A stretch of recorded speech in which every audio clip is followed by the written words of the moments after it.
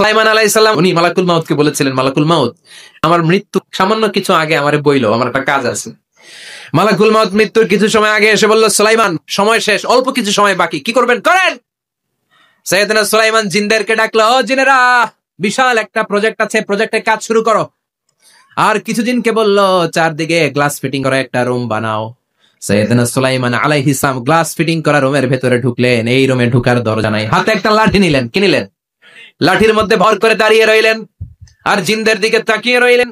জিনেরা এত বদমাশ ছিল, সাইয়েদনা সুলাইমান দাঁড়িয়ে না থাকলে কাজ করতো না।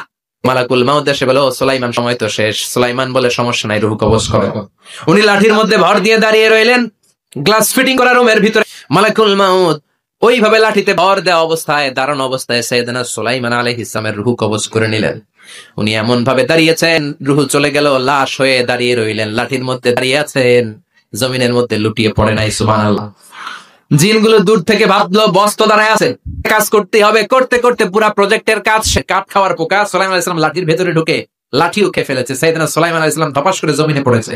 আর জিনেরা হায় হায়, খালি খালি কাম করছে এতদিন।